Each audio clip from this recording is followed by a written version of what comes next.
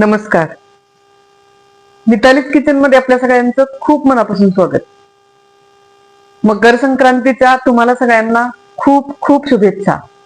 संक्रांतीला आपण नेहमी तिळगुळाच्या वड्या, तिळाची चिक्की करतो. आज आपण तिळाची कतली कशी करायची ते बघूया. तिळाची कतली मी साखर न घालता गुळाचीच केलेली आहे. चला बघूया. अर्धी वाटी शेंगदाणे घेऊया. शेंगदाणे भाजून घ्यायचे. हे खूप भाजायचे नाही, साधारण वरचं साल पूर्ण निघेल इतकेच भाजायचे. शेंगदाणे भाजून झालेले आहेत, हे पूर्ण गार होऊ द्यायचे. त्यानंतर 2 वाट्या तीळ घेऊया. तीळ भाजून घेऊया. वडीसाठी नेहमी आपण हे विना पॉलिश गावरान तीळ वापरतो, तेच तीळ मी कतलीसाठी वापरलेले आहेत. याने कतली थोडीशी काळपट होते, पण चव मात्र अगदी खमंग लागते. कतलीसाठी तुम्ही याऐवजी पॉलिश केलेले तीळही वापरू शकता. ते अगदी पांढरे शुभ्र असतात. ते तीळ वापरले तर मात्र कलर अगदी काजू कतली सारखाच येतो. तीळ भाजताना गॅस लो फ्लेमच ठेवायचा. तीळ भाजून होत आहेत, तोपर्यंत तुम्ही चॅनलला अजून सबस्क्राईब केलेलं नसेल तर सबस्क्राईब करा. तीळ भाजून झालेले आहेत, गॅस बंद करूया. तीळही पूर्ण गार होऊ द्यायचे. तीळ गार झालेले आहेत, हे मिक्सर मधून बारीक करून घेऊया. हे भाजलेले शेंगदाणे साल काढून ठेवले होते, हे अगदी कमी आहेत, त्यामुळे हे वेगळे न वाटता तिळामध्ये मिक्स करूनच वाटायचे. हे अगदी बारीक वाटायचे, पण मिक्सर एकसारखा न फिरवता पल्स मोडवर किंवा चालू बंद असं करत तीळ बारीक करायचे. एकसारखे फिरवले तर काय होतं, तिळातून सगळं तेल बाहेर पडतं. कतली करतोय म्हणून अशी बारीक पावडर केलेली आहे.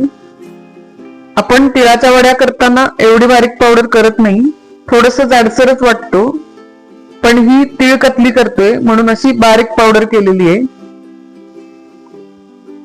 हे गाळण्याने गाळून घेऊया, म्हणजे यात थोडे तीळ राहिले असतील तर ते वरती राहतील. शेवटी थोडस असं हाताने गाळावं लागतं. वरती हे थोडस राहिलेलं आहे, हे परत एकदा मिक्सरला फिरवून घेऊया. याची सुद्धा बारीक पावडर झालेली आहे.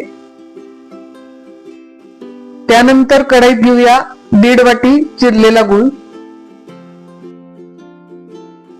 पाव वाटी दूध घालूया. नेहमी गुळाचा पाक करताना यामध्ये आपण पाणी घालतो, पण आज तीळ कतली करतोय त्यामुळे याला रंग चांगला येण्यासाठी आणि कतली अगदी सॉफ्ट होण्यासाठी मी आज यामध्ये दूध घातलेलं आहे. संक्रांतीला तीळ आणि गुळाचं महत्व आहे, त्यामुळे कतली गुळ वापरूनच केलेली आहे. तुम्ही याऐवजी साखर घालूनही कतली करू शकता. साखर वापरणार असाल तर पाणी घालून पाक करू शकता. काजू कतली आणि शेंगदाणा कतलीचा व्हिडिओ मी याआधी अपलोड केलेला आहे, त्याची लिंक वरती व्हिडिओत दिसतीये.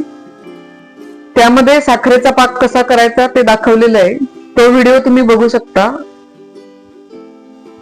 सुरुवातीपासून गॅस लो फ्लेम ठेवूनच गूळ विरघळू द्यायचा. हे बघा, गूळ पूर्ण विरघळलेला आहे. गूळ विरघळून उकळी यायला लागली आहे.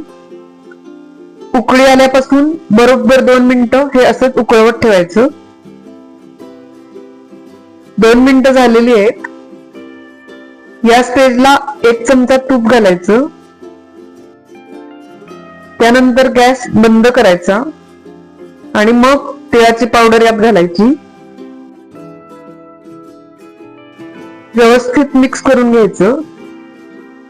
कतली आहे त्यामुळे यात मी वेलची पावडर घातलेली नाहीये, तुम्हाला हवी असेल तर घालू शकता.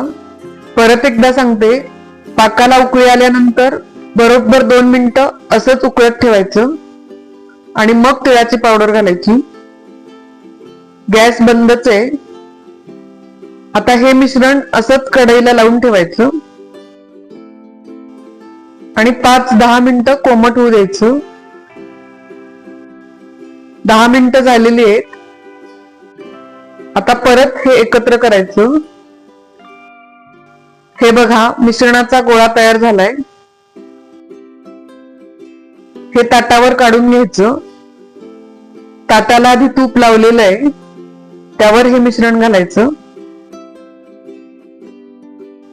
थोडस मळून घ्यायचं. लाटण्यालाही तूप लावून घेतलेलं आहे. लाटण्याने हे थोडस जाडसर असं लाटून घ्यायचं.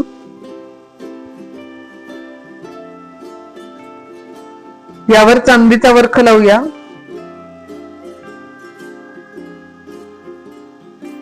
चांदीचा वर्ख ऑप्शनल आहे, नाही लावला तरी चालेल. कतली कट करूया.